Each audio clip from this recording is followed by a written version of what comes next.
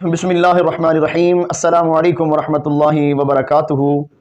اللہ رب العالمین نے قرآن مجید فرقان حمید کے اندر ارشاد فرمایا، لا تقنطوا من رحمت اللہ ان اللہ یغفر الذنوب جميعا انہ هو الغفور الرحیم۔ فرمایا اے میرے بندے، میری رحمت سے کبھی بھی نا امید نہ ہونا، میری رحمت سے کبھی بھی مایوس نہ ہونا۔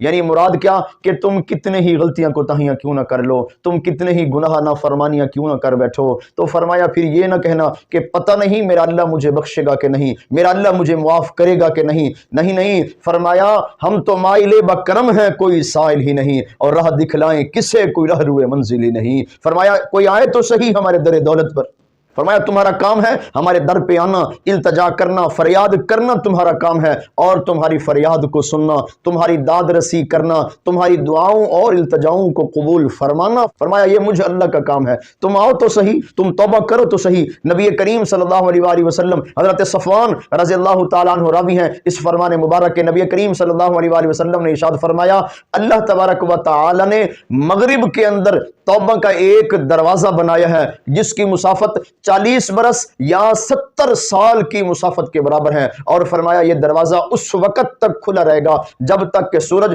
مشرق کی بجائے مغرب سے طلوع نہیں ہو جاتا۔ یہ توبہ کا دروازہ اس وقت تک کھلا ہوا ہے۔ تو اللہ تبارک و تعالی نے ہر انسان کو یہ مہلت عطا کی، یہ وقت، یہ زندگی عطا کی، اس کے قیمتی لمحات عطا فرمائے کہ انسان ان لمحات سے جس قدر ہو سکتا ہے مستفیض ہو، ان سے فائدہ اٹھا سکے۔ نبی پاک صلی اللہ علیہ وآلہ وسلم کا فرمان مبارک طویل حدیث مبارک ہے، میں اس کا یہ چھوٹا سا حصہ عرض کرنے لگا ہوں۔ نبی پاک صلی اللہ علیہ وسلم نے ارشاد فرمایا فَإِنَّكُمُ الْيَوْمَ فی دار العمل ولا حساب وانتم غدا فی دار الحساب ولا عمل۔ فرمایا اے لوگو، فإنکم اليوم فی دار العمل ولا حساب، آج کا دن سے مراد یعنی جب تک تمہاری یہ سانسیں چل رہی ہیں، یہ سلسلہ زندگی کا جب تک یہ چل رہا ہے، تو فرمایا یہ وقت ہے تمہارے پاس۔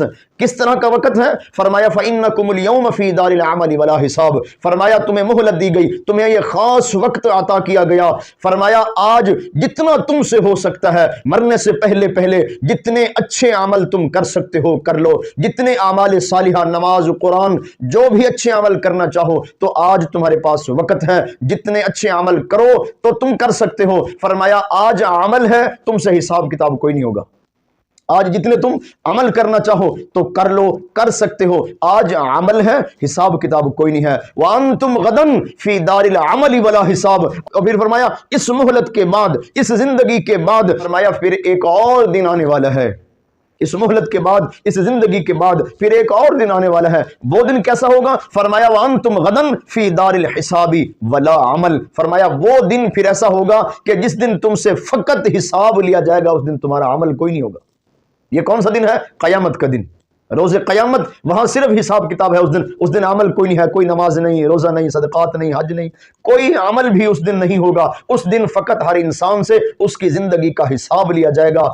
تو فرمایا فَإِنَّكُمُ الْيَوْمَ فِي دَارِ الْعَمَلِ وَلَا حِسَاب۔ اے لوگو، آج اللہ نے تمہیں یہ مہلت عطا فرمائی، یہ قیمتی گھڑیاں تمہیں عطا فرمائی، اس میں جتنا تم سے ہو سکتا ہے اچھے عمل کر لو۔ غلطیاں کوتاہیاں ہو گئیں تو رب کی ذات سے توبہ کرو، رب کی ذات سے گڑ گڑا کے جا کے آنسو بہا کے اللہ کو فرمایا ندامت کے بہائے ہوئے آنسو تو شہید کے خون کے قطروں سے بھی زیادہ محبوب اور پیارے ہیں۔ اللہ کو تمہارے ندامت کے بہائے ہوئے آنسو تو محبوب ہی بڑے ہیں۔ اس آیات مبارکہ اور اس حدیث مبارکہ کا مقصد کیا ہے کہ اگر تم سے غلطیاں کوتاہیاں سرزد ہو جائیں تو تم رب کی رحمت سے مایوس نہ ہونا، بلکہ اللہ کی بارگاہ میں چلے آنا اور خلوص دل کے ساتھ 2-4 ندامت کے آنسو بہا دینا، اللہ سے اپنے گناہوں کی توبہ مانگنا۔ ان اللہ یغفر الذنوب جميعا، تو اللہ خود فرما رہے ہیں بے شک اللہ گناہوں کو، تمہاری غلطیوں کو، تمہارے عصیان کو وہ معاف فرمانے والا ہے، معاف فرمانے والا ہے۔ ان اللہ یغفر الذنوب جميعا انہ هو الغفور الرحیم، انہ هو الغفور الرحیم۔ اس سے بڑا کون غفور؟ اس سے بڑا کوئی غفور نہیں، اس سے بڑا کوئی رحیم نہیں، اس سے بڑا کوئی کریم نہیں ہے۔